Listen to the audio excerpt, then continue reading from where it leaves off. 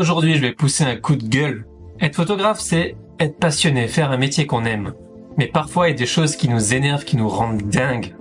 Et je vais vous les raconter dans cette vidéo. La dernière chose dont je vais parler dans cette vidéo, c'est la plus courante et c'est pourtant celle qui pourrait le plus nous aider, nous, à nous faire connaître. Je tiens à préciser que j'ai aucune haine envers les personnes que je vais décrire dans cette vidéo, mais faut quand même le dire, vous nous saoulez. Vraiment, vous nous saoulez. Faut que vous le sachiez.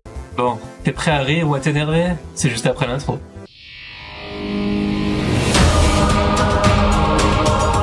Salut, je m'appelle Nico, j'ai quitté mon job en studio photo pour me lancer à mon compte et ça fait 7 ans que ça dure maintenant. Je suis sur YouTube pour t'apprendre à réussir dans le business de la photo, notamment dans mon domaine, le mariage. On n'en peut plus de vos téléphones. Quand j'ai fait mon premier mariage en 2008, il n'y avait aucun téléphone capable de faire des belles photos et surtout dans des conditions difficiles comme une église par exemple. Mais maintenant, je dois slalomer entre vos iPhones pour réussir à faire la photo que je souhaite. Le pire, je crois que c'est la sortie d'église quand vous lancez les confettis. Là, je suis obligé de pousser avec mon sac à dos, les invités derrière moi pour me faire une place, en leur expliquant tout simplement que c'est moi qui aurai la plus belle photo, que je suis payé pour ça, et qu'ils auront les photos par la suite. Mais autour de moi, il y a plein de téléphones et plein de gens qui me poussent et qui veulent se mettre devant moi, qui se mettent devant mon objectif et qui gâchent mes photos. Donc là, il faut vraiment réussir à faire un périmètre de sécurité pour t'en sortir. Mais c'est pas le pire. Récemment, j'ai shooté une fête de Noël des enfants. Les enfants, ils étaient adorables, respectueux, mais les parents, pouah, franchement, je vous souhaite une diarrhée de 8 jours. C'est plus possible en fait.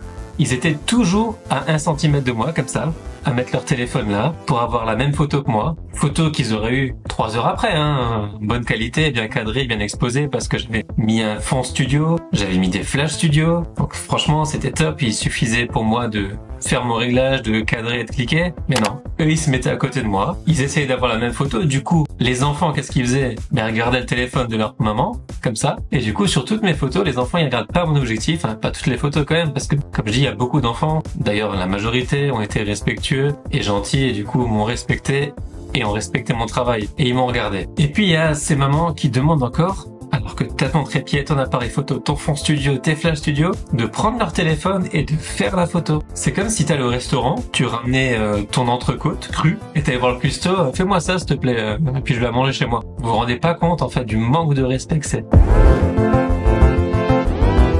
À force de regarder mes vidéos, tu connais Tonton Michel. Si t'es nouveau sur la chaîne, je vais te le présenter. Et puis si tu te lances dans le business, tu le rencontreras rapidement. Je te le garantis. Tonton Michel est tapis dans l'ombre. Il t'observe de loin. Il regarde ton matériel et cherche le moment où il va t'attaquer. Il est pas comme tous les autres invités qui te regardent travailler de loin. Non, lui il regarde ta technique photo. Pourquoi tu mets pas le flash dans une église? Alors ça, il te demande pourquoi tu mets pas le flash dans une église? Comment tu fais? Alors puis il est là sur son icône, il est dans l'église et te voit travailler sans flash et il se dit mince. Allez, je me lance, je passe du mode auto au mode P. Je suis un foufou, moi. Ça, c'est Tonton Michel. Il est fier de lui, Tonton Michel. Et puis plus tard, dans la soirée, quand Tonton Michel a bu 2 verres, qu'il a posé sa veste sur la chaise et qu'il a posé avec sa dignité, il vient te voir et il te demande combien il te reste de photos sur ta pellicule. Mais c'est pas fini, parce que Tonton Michel va encore boire quelques verres. Et Tonton Michel va venir chez toi et va dire je peux regarder dans ton appareil photo là? Parce qu'on m'a dit, j'ai vu sur un forum en fait que quand je regardais dans l'œilleton, comme moi j'ai des lunettes, c'est pas bon. Mais c'est pas fini, parce que quand Tonton Michel a bu son 6e verre, et que là il est bien cuit, il vient te voir et il te donne des conseils photos. Et il te dit que lui il aurait mis un flash déporté, tu vois. Cette photo-là elle aurait été meilleure si t'avais fait comme ça, si t'avais fait ce cadrage. Ça c'est Tonton Michel. Tu vas le rencontrer, je te le garantis. Mais bon, on l'adore parce que finalement, c'est le seul qui nous parle de photos. Donc si on peut lui donner 2 ou 3 conseils en plus, faut juste qu'il les écoute. Tu passes 1 an à établir une relation de confiance avec les mariés. Tu bosses.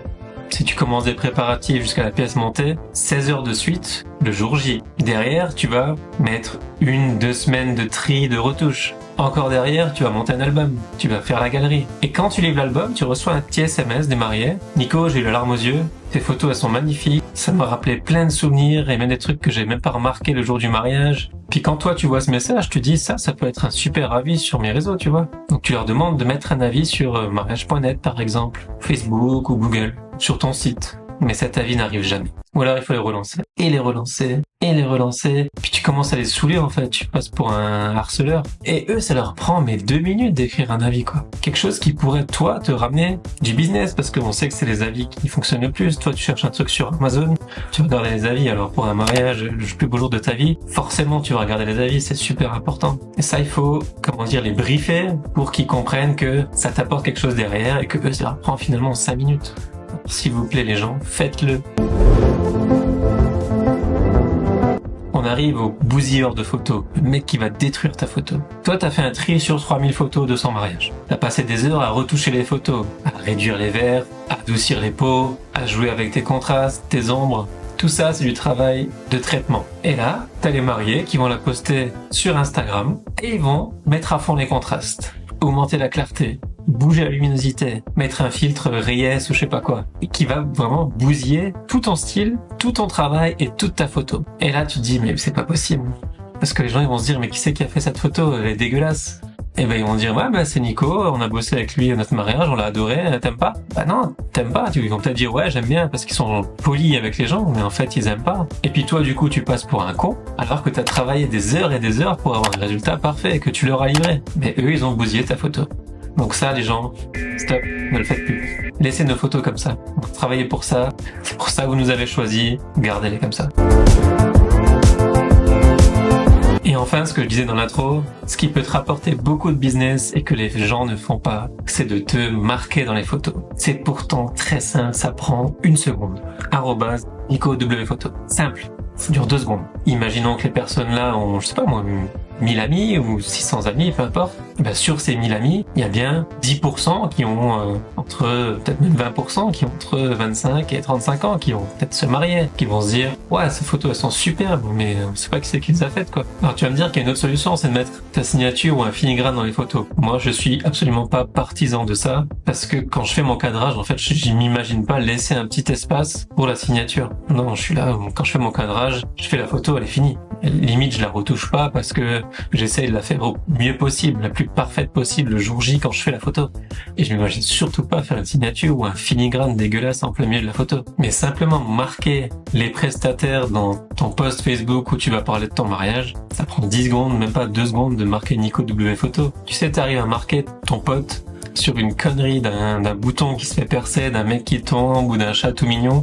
C'est pareil pour nous, ça prend 10 secondes et tu nous marques et ça peut nous ramener du business. Si tu te reconnais dans tout ce que j'ai dit ou si même t'as connu ce genre de personnes, dis-le en commentaire. Maintenant je vais aller courir pour me défouler un peu et oublier tout ça. N'oublie pas de t'abonner si cette vidéo t'a plu et on se retrouve vendredi prochain pour une nouvelle vidéo. Ciao ciao!